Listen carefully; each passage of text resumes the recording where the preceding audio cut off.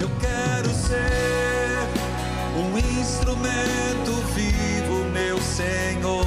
Envia-me para ser o seu abraço acolhedor e levar tua palavra, ser canal da tua graça, completar carreira e guardar a fé, levando seu amor.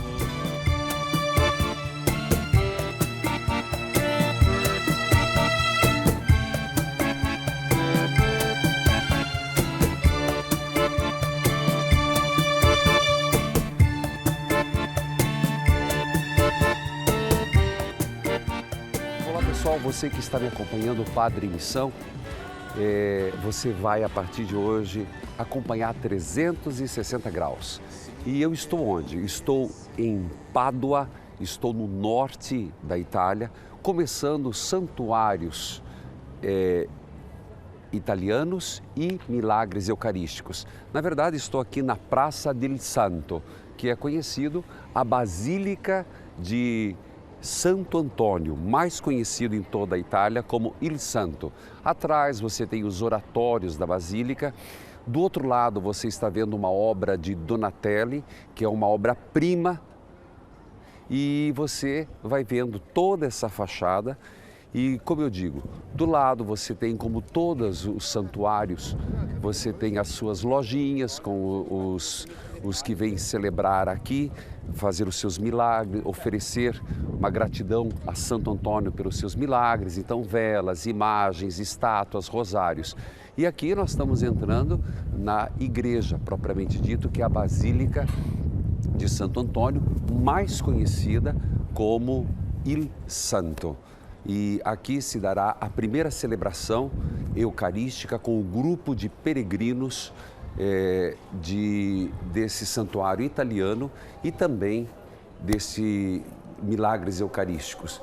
Portanto, você vai acompanhar 360 graus. Aqui nós estamos entrando na Basílica, está acontecendo uma celebração.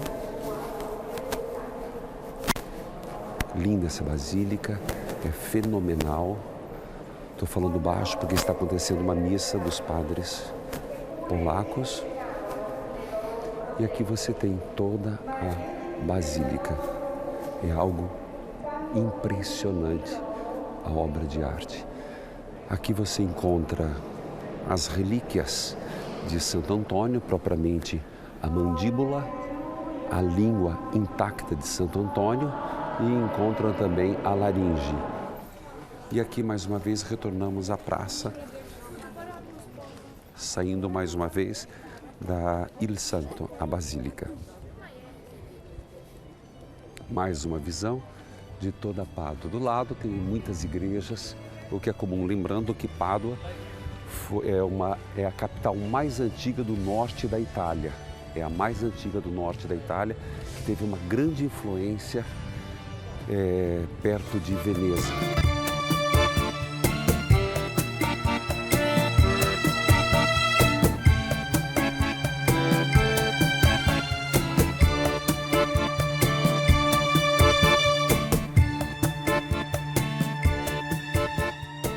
Bom, nós estamos num santuário a céu aberto e, portanto, as pessoas vêm, peregrinos do mundo inteiro. Lembremos que este santuário é o mais importante de toda a Europa de Santo Antônio.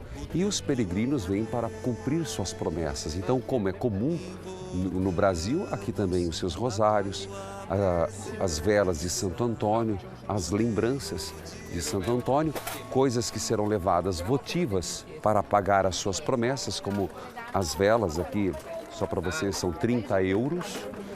40 euros, são velas das graças. E outras lembrancinhas, souvenirs que as pessoas levam para casa. Lembrando que dia 13 de agosto é a grande festa de Santo Antônio de Pádua. Tudo isso aqui aos pés dessa belíssima basílica. Portanto, souvenirs, devoções, santos, imagens para nos ajudar a chegar até Deus. Não podia ser diferente. Meu pai se chamava Antônio, tenho um irmão que se chama Antônio, portanto, vou comprar um regalito para meu irmão Antônio Carlos, porque acho que tudo isso marca. Grazie. Piacere. Grazie a te. Va bene.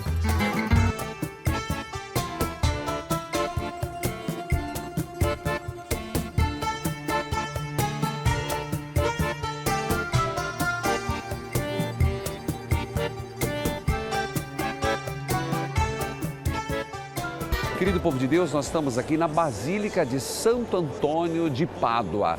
Exatamente, Santo Antônio de Pádua, aqui conhecido como Il Santo.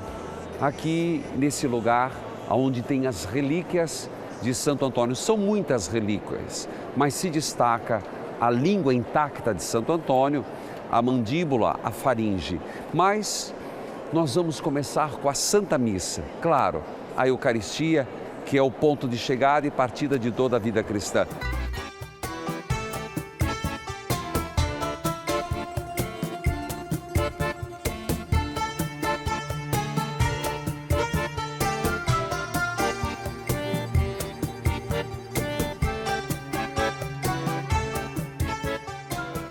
Dai-me, Senhor, a graça. Dai-me, Senhor, a graça de uma santa peregrinação. de uma santa peregrinação. Dai-me, Senhor, a graça Dai-me, Senhor, de milagres e prodígios em minha vida. milagres e prodígios em minha vida. Não estou sentindo firmeza. Será que é a distância que eu estou de vocês? Quem quer milagres e prodígios da sua vida? Gente, nós estamos no lugar santo. Nós estamos no lugar aonde Santo Antônio de Pádua, o homem de grandes milagres, nós estamos aqui, nesse lugar em Pádua, aonde tem relíquias de santos e santos e santas. Por isso, ao começar essa peregrinação, faça o seu pedido, um milagre, uma libertação. Quando eu digo milagre e libertação, são coisas distintas. Na tua vida pessoal, uma libertação. Na vida familiar, um milagre.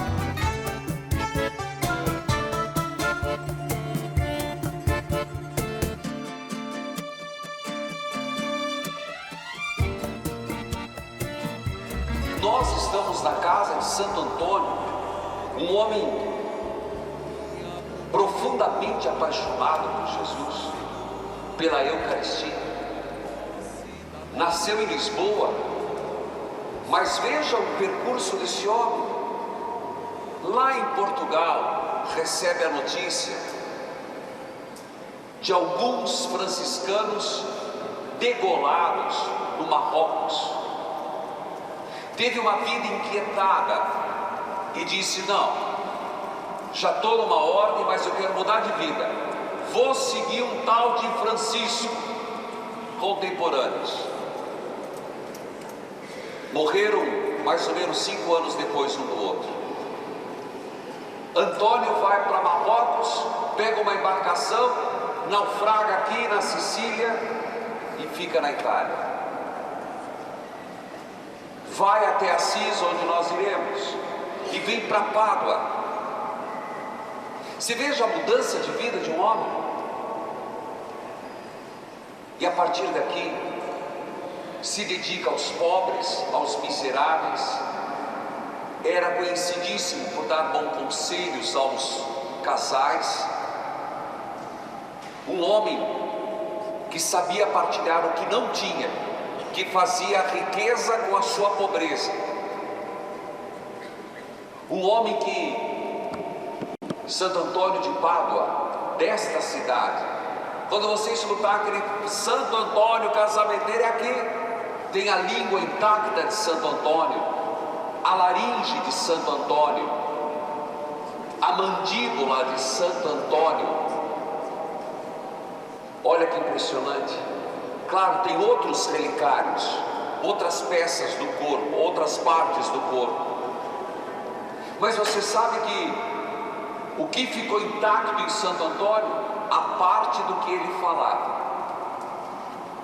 Laringe, mandíbula e língua. Porque Santo Antônio falava tão bem de Jesus, falava com tanto amor de Jesus, que foi um dos poucos santos que foi visto com Jesus no braço, e Jesus dizendo: meu querido Antônio, você fala tão bem de mim, que se os padres fizessem o mesmo, o mundo teria se convertido. E eis que fica intacto o instrumento que ele usava para falar tão bem de Jesus: a língua, a mandíbula e a faringe. O homem que pregava sobre a Eucaristia com fervor. 3 anos foi para a França para combater heresia. Um homem muito culto, o primeiro doutor franciscano. Um homem de joelho dobrado e de inteligência rara. Será que aqui não estaria um bom começo de uma peregrinação para dizer: Senhor, que todas as minhas faculdades, minha inteligência, minha oratória, tudo que eu vivo, todos os dons que me deste, Senhor, usarei em teu favor. Aí que está a nobreza. A nobreza não está em esconder os seus dons. Até São Francisco pedia opiniões a Antônio. Antônio, com 26 anos, foi nomeado provincial no norte da Itália. Um homem de uma inteligência rara, que debatia heresia e defendendo nosso Senhor Jesus Cristo, mas ao mesmo tempo um homem tão dócil, que quando aqui por esses caminhos, aqui do lado, no inverno lhe pediram pão e ele só tinha um pouquinho, não teve coragem de dizer: vá sem comer, deu o que tinha. E quando os frades aqui desse inverno rigoroso do norte da Itália desceram, a multiplicação dos pães era grande no cesto. Você percebe que Deus multiplica aquilo que você põe à disposição de Deus. Se você guardar, apodrece. Se você segurar, que tal você pedir o início dessa peregrinação: Senhor, primeiro, aflore em mim todos os meus dons, e tudo que eu tenho, eu te entrego, e se quiser, multiplique mais.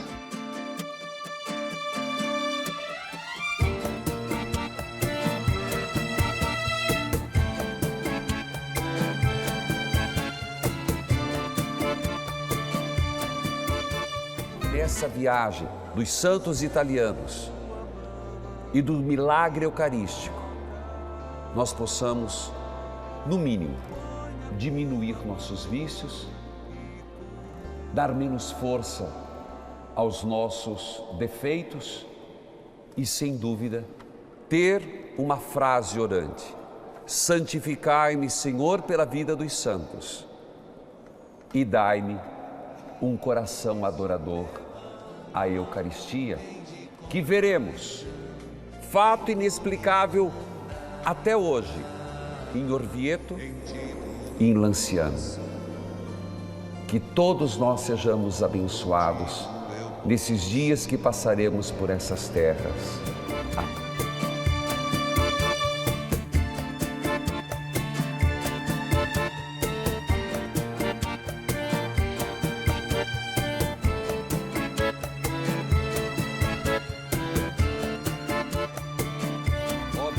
Pai, Ó Deus Pai, cheio de bondade e misericórdia, cheio de bondade e misericórdia, estamos nesta igreja dedicada a Santo Antônio. estamos nessa igreja dedicada a Santo Antônio. Santo Antônio, Santo Antônio, eu estou aqui para pedir, eu estou aqui para abençoai todas as famílias, abençoar todas as famílias, e de modo particular a minha família. Afaste para longe das famílias todos os ataques do inimigo, todas as malícias e perseguições. Ó Santo Antônio, neste templo dedicado a ti, protegei e guardai a minha família. Abençoai os jovens. Protegei os idosos. Guiai as crianças. Livrando-as de todo o mal. Eu te entrego e consagro a minha família, Santo Antônio. Eu te entrego e consagro a minha família, Santo Antônio. Eu te entrego e consagro a minha família, Santo Antônio.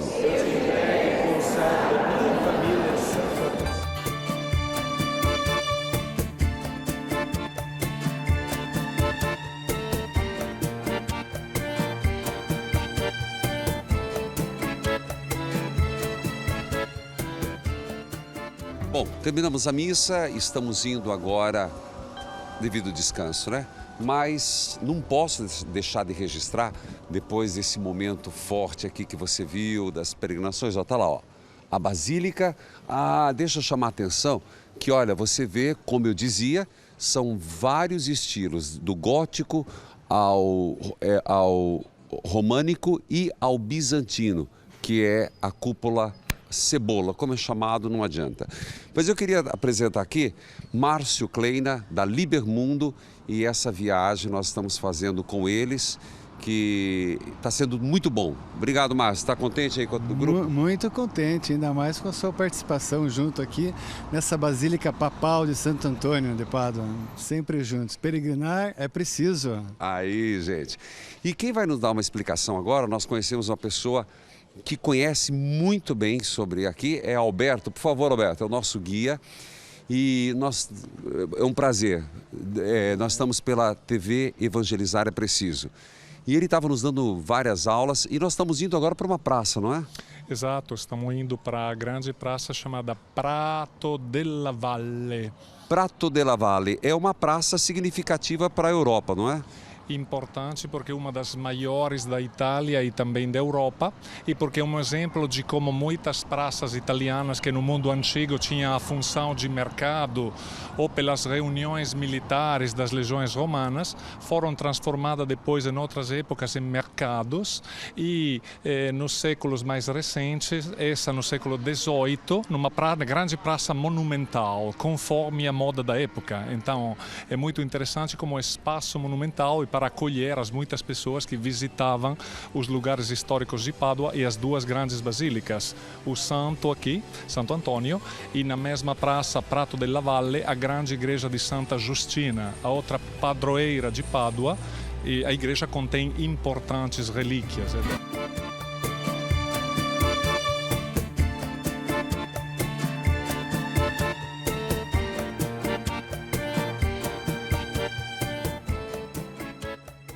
Olá pessoal, gostaria de dizer para vocês que nós estamos na praça de Pádua, que é lindíssima por sinal, nós estamos em pleno verão, aqui você está vendo esse chafariz e são inúmeras as estátuas. É bom lembrar que não tinha televisão, então a praça acaba sendo a televisão do seu tempo, mostrando todos os escultores, os pintores, etc. Como aqui pertenceu a Veneza, então quando Napoleão Bonaparte chegou aqui, ele quis tirar toda e qualquer influência de Veneza para que realmente tirasse da história toda e qualquer influência e marcasse uma nova época. Portanto, você está diante de uma das praças mais lindas da Europa e é uma praça que tem vários canais. Esses canais iam até Veneza, não é?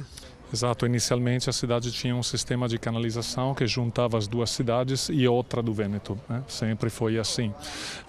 Aqui é importante porque no ano 1775, depois de muito tempo que a praça era um espaço de mercado, passou a ser propriedade da prefeitura de Pádua e foi transformada numa enorme elipse com duas filas de estátuas que representam todos os homens mais famosos da cidade. Prevalentemente falam da história cultural de Pádua. Então, só para registrar, aqui não se trata só de imagens de santos. Se trata também de imagens de escultores, de pintores, etc. Exato, cada cidade italiana tinha um forte orgulho da própria história, também leiga, então uma celebração da história da cidade, religiosa e não. Muitos literatos, filósofos, escritores. E você desfruta essa beleza que é Pádua. Santo Antônio de Pádua, o santo casamenteiro, o santo das causas perdidas, o santo realmente eucarístico, não podemos esquecer disso, pai dos pobres, como é chamado na Itália, porque ele ajudava os necessitados, os andarilhos, se preocupava muito em libertar os cativos das prisões, ele intercedia por isso, um santo que tinha o dom da bilocação, falava com eloquência e realmente um santo que falava com muito amor de Jesus.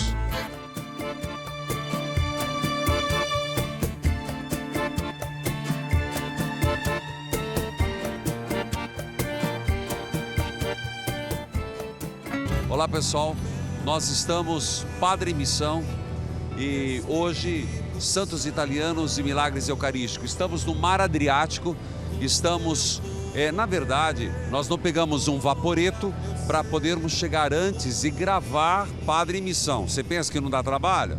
Mas moço, depois tem celebração e nós estamos aqui entre as ilhotas, nós vamos no Grande Canal chegar até, como definiu muito bem Napoleão quando invadiu, a sala de estar da Europa. A partir daqui é muita emoção, porque nós iremos ver a Piazza São Marco, a Igreja Basílica São Marco, iremos ver algumas coisas maravilhosas, únicas, dividindo com você que nos acompanha. E aí você vai ter noção da história, uma história que remonta a 421, quando Veneza foi fundada, gente.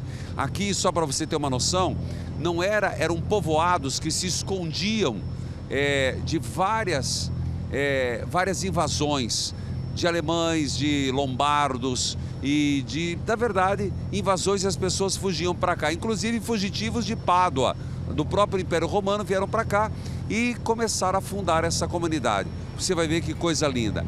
É algo inexplicável que eu quero dividir com você. Padre Missão, Santos Italianos.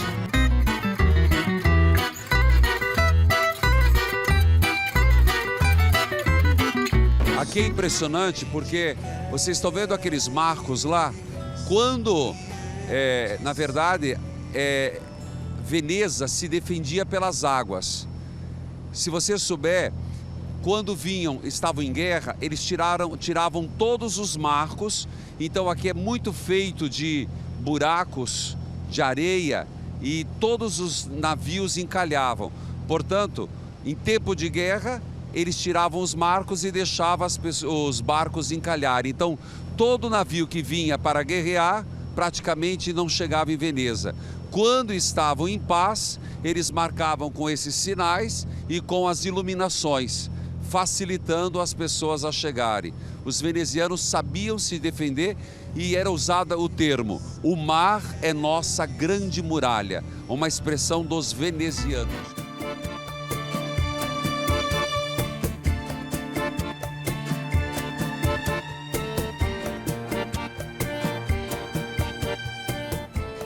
Essa chama-se a Ponte do Suspiro, que liga o Palácio Ducale dos Doges para a execução. Era quando o prisioneiro, uma vez condenado, era a única passagem que ele tinha e olhava por aquela janelinha e dava o suspiro: minha morte está chegando. Por isso, a Ponte do Suspiro, o último suspiro antes da morte.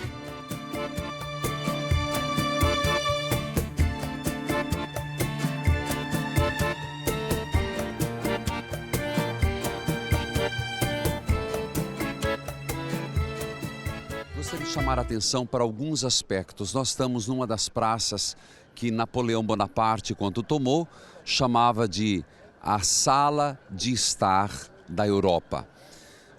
Mas vamos voltar à origem de Veneza. Do que nós estamos falando? Nós estamos falando de Veneza do ano 421 depois de Cristo, evidentemente, quando o aglomerado de pessoas aqui vieram e começaram nas pequenas ilhotas, são mais de 100 ilhotas, muito mais, que começaram a ser pavimentadas, começaram a ser construídas. Por isso, Veneza é única no charme, no romantismo e também na espiritualidade, na música. Sobre isso falaremos depois. Nós, logo que chegamos, temos o leão. O leão alado, que significa exatamente São Marcos. E por quê? Porque, segundo a tradição, São Marcos, ele esteve aqui antes de Veneza e pregava nessa região. Foi quando ele teve uma visão de um leão com um livro, com a pata na mão, que estava escrito Pax tibi Marci Evangelista meus, que quer dizer paz a te, Marcos, meu evangelista. Portanto, desde sempre foi entendido que São Marcos teria o seu repouso eterno aqui. Mas, na verdade, essa basílica começa com um dos mosaicos bizantinos, que ela é toda bizantina, e diria-se que é o ícone dos bizantinos, é exatamente o corpo de São Marcos, que foi trazido pelos venezianos de Alexandria para cá, e consta que ele foi trazido embaixo de uma camada de carne de porco, como diz o próprio mosaico. Por quê? Porque assim os muçulmanos não tocariam naquela carroça, não tocariam naquele cortejo, por se tratar de uma carne não admitida, quer dizer, eles estariam contaminados. Os outros mosaicos, na verdade, foram refeitos, mas todos eles, de modo geral, têm a ver com a Anunciação, que tem, de um lado extremo, o arcanjo Gabriel, do outro lado, Nossa Senhora. Esses dois extremos que se encontram na Anunciação. Gostaria de chamar a atenção porque existem algumas coisas importantes em Veneza.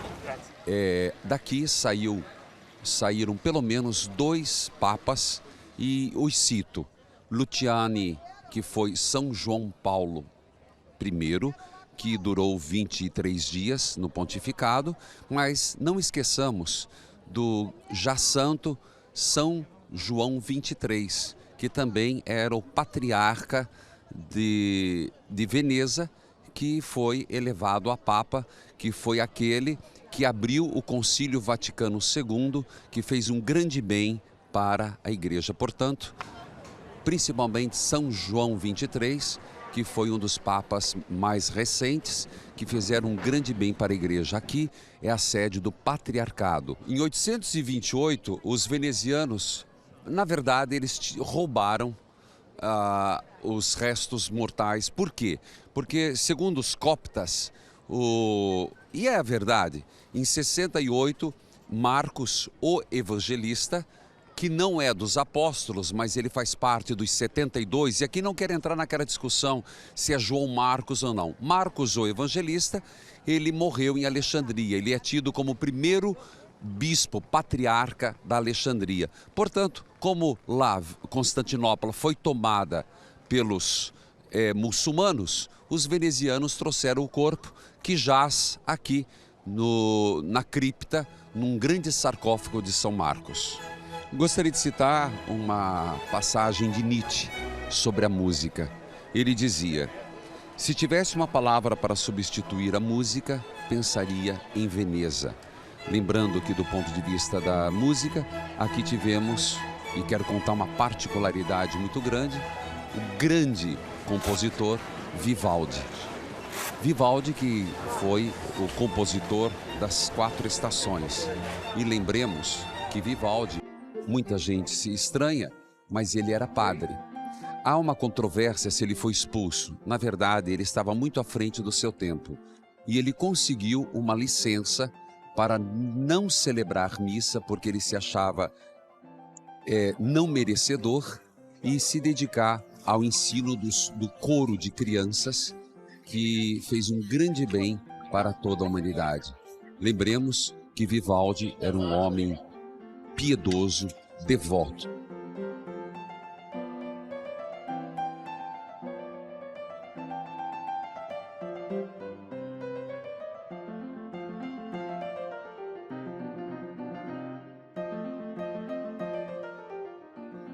É de se chamar a atenção esses 4 cavalos. Esses 4 cavalos hoje são réplicas, mas eles na verdade também foram saqueados de Constantinopla na Quarta Cruzada em 1204, que o Papa pediu que fosse restabelecida a grande Basílica de Santa Sofia e a Basílica dos Apóstolos. Inclusive, essa igreja também é feita no mesmo estilo da Basílica de Santa Sófia, como alguns chamam, ou Sofia, como nós falamos, que é a cruz grega. Esses cavalos foram também depois levados por Napoleão, mas foram restituídos depois a Veneza pós-guerra. São 4 cavalos emblemáticos. Esses são cópias feitas de fibra de vidro, porque os originais estão guardados num outro museu no interior. São cavalos que inclusive inspiraram muitos outros cavalos em todo o mundo. É bom lembrar sobre Veneza. A população era muito grande. Hoje a realidade é que a cada ano praticamente 2.000 pessoas deixam de morar aqui devido ao alto custo de vida, a forma difícil de muitos turistas diariamente, e por isso se justifica que nessa cidade se tenha mais ou menos 200 igrejas. Eu gostaria de chamar a atenção 2 pontos importantes dentro dessa belíssima e magnífica igreja, que às vezes devido... tocam os sinos, que coisa linda. Aí do relógio, eu tenho que falar desse relógio. Esse relógio antiquíssimo é uma das peças importantes, que aqui não marca só a hora, marca o zodíaco, marca a lua, e foi feita entre ouro e essa pedra maravilhosa, esse fundo azul. Segundo a história, os que confeccionaram ficaram cegos ou foram cegados, segundo a lenda, para que não pudessem fazer uma réplica em outro lugar. Esse é um relógio famoso e está tocando agora, escutou, né? Outro detalhe importante da Piazza São Marco é esse campanário. Para muitos foi um farol, para outros foi lugar museu, para outros foi lugar de tortura. Então sabemos muito bem o que significa isso no tempo. Veneza foi um esplendor. Do outro lado nós temos Aclopado, porque essa igreja ela foi construída 1100 e pouco, mas 3 igrejas antes aqui estiveram, que eram ligadas ao Palácio dos Doges. O que são os Doges? São governadores locais, vamos dizer assim para simplificar, governadores locais que ao longo do momento áureo de Veneza, de fato se transformaram em pessoas muito importantes, que estavam limitados pela população. Eles não tinham poder máximo, mas tinham grande influência e criaram uma reminiscência ainda do Império Bizantino. Um título que ficou, que durou por um grande tempo e depois caiu em desuso. Dentro da igreja chama atenção para 2 aspectos. No batistério, pasme, você verá Salomé dançando com a cabeça de São João Batista num prato de prata. E outro detalhe é o coração do doge, que é um dos mais importantes, que pediu para o coração dele ser colocado aqui e o corpo em outra igreja. Aqui em Veneza, gostaria de registrar 2 coisas. Nós vamos celebrar a missa na igreja de São Moisés. Por que São Moisés? Porque para os venezianos, como para os bizantinos, todos os homens do Antigo Testamento eram tidos como santo. Todos os homens não, todas as figuras. Então, santas mulheres, santos homens. E aqui em Veneza não vai dar para registrar, nós vamos tentar buscar imagens depois na internet, porque é muito longe, está o corpo de Santa Luzia, que quando eu estive em Siracusa, lá só existe uma parte de Santa Luzia, que é do antebraço. O corpo foi trazido para cá, de Santa Luzia.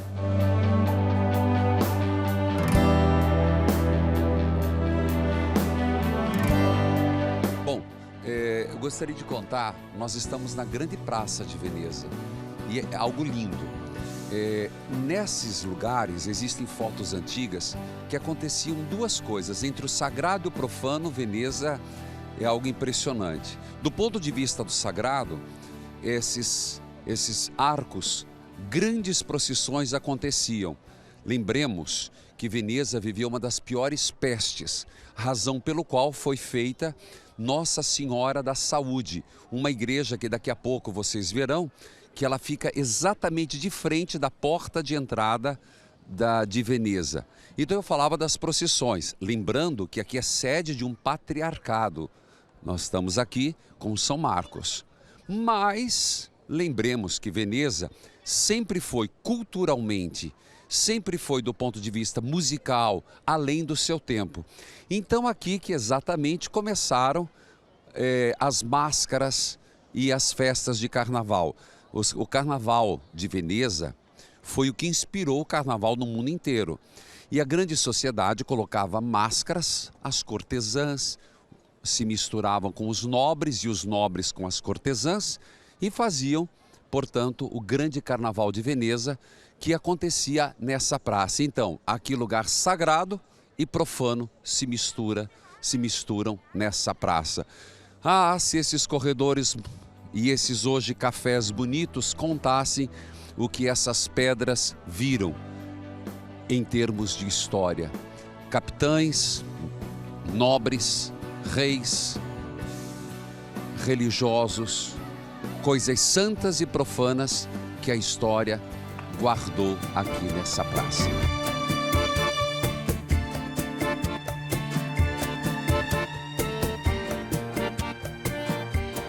Nós tivemos o privilégio de parar aqui e nós estamos numa loja de máscaras lindas.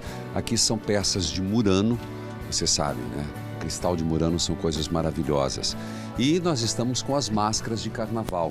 E caiu na minha mão aqui a máscara de Casanova. Conhece a história, né? O Dom Juan da vida, que fazia de tudo e conquistava as mulheres. Então, dividindo com você um pouco também desse material. Lindo, não é?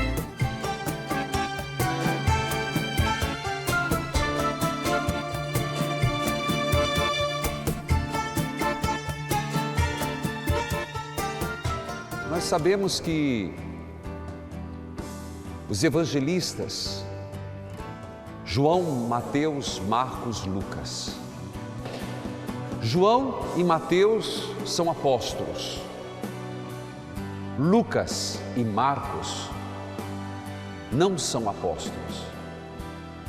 São da segunda geração. Marcos, na verdade, ele é evangelista.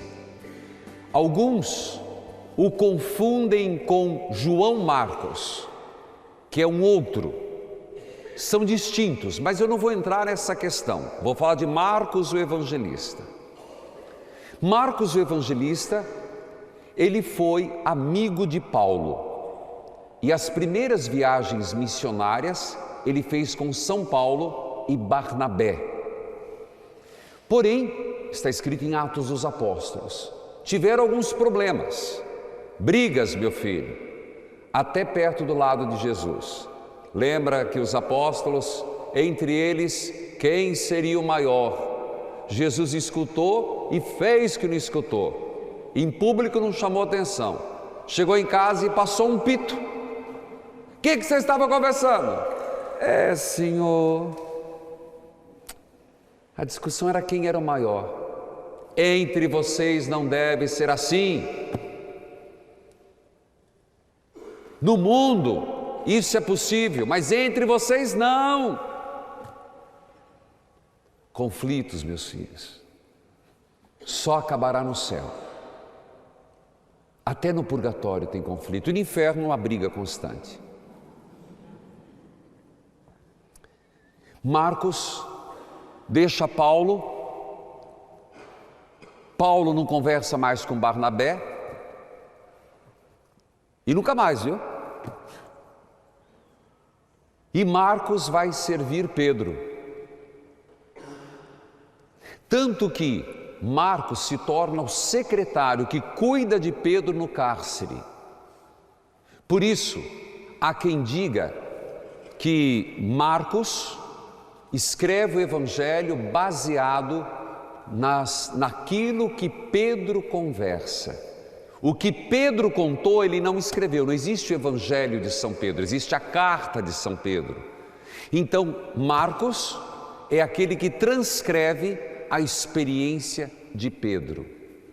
Da mesma forma que Lucas, aonde que se encontra textos que falam de Nossa Senhora? Qual é o evangelista? Quem for aos caminhos de Paulo vai entender muito bem, porque Lucas foi o primeiro, inclusive, a fazer o retrato de Nossa Senhora. Marcos foi secretário de Pedro. Então o que ele escutou de Pedro. Lucas escutou de Maria.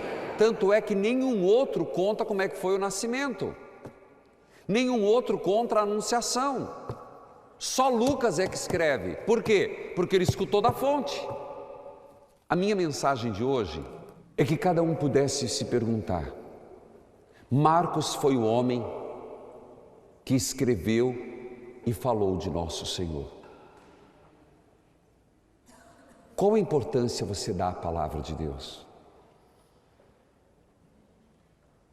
Qual a importância da Sagrada Escritura na tua vida? Marcos largou tudo e foi anunciar do outro lado do mundo. Precisava? Não. Veio aqui, isso aqui não era nada antes de 68. Eram ilhotas, até hoje são ilhotas, pequenas ilhas cortadas por canais. Enquanto às vezes a gente fica muito acomodado. Marcos foi um homem inquieto. Como eu disse, aqui perto tem os restos mortais de Santa Luzia, que na verdade não morreu aqui, morreu em Siracusa. Eu disse, em cada esquina um santo. Mas e a palavra de Deus a ser anunciada? Nós não passamos aqui por acaso, nós passamos por causa de São Marcos, o evangelista. Essa igreja foi uma providência divina. A imagem que você está tendo aqui é de Êxodo capítulo 20 e 21, quando Moisés sobe o Monte Sinai. E eu queria que você pensasse, Moisés sobe a mandado de Deus. Quando ele sobe no Monte Sinai, Deus lhe dá a tábua da lei, 2 tábuas. Porém, ele demora 40 dias. Enquanto Deus, lá no alto, dá ao povo a chance de libertação, dizendo: eu serei vosso Deus e vós sereis meu povo. Porque ele demorou, o povo que Deus libertou lá embaixo, juntou todo o ouro e pediu para Arão fazer um bezerro de ouro. Lá em cima, Deus dava a libertação para seu povo. No Monte Sinai, Deus preparava algo maravilhoso para o seu povo. Termino dizendo: suba até o Sinai. E se você está embaixo esperando a graça, 40 dias é pouco. Não queira construir um bezerro de ouro com os seus ouros, se o que o Deus tem para te dar é algo muito mais valioso, que a traça não corrói, o ladrão não rouba. Espere um pouquinho mais. A graça está descendo. Não queira atentar contra Deus, espere um pouquinho mais. Não construa seu bezerro de ouro. Ao levar para casa, lembre: eu estou esperando a graça de Deus. Moisés, mesmo que demorar, não me deixe construir meu falso ídolo. Deus não está demorando, Deus está caprichando. Amém. Em pé. O Senhor esteja convosco. Por intercessão de Nossa Senhora e pelos méritos das santas chagas de nosso Senhor Jesus Cristo, abençoe-vos o Deus Pai, Filho, Espírito Santo. Eu quero ser um instrumento vivo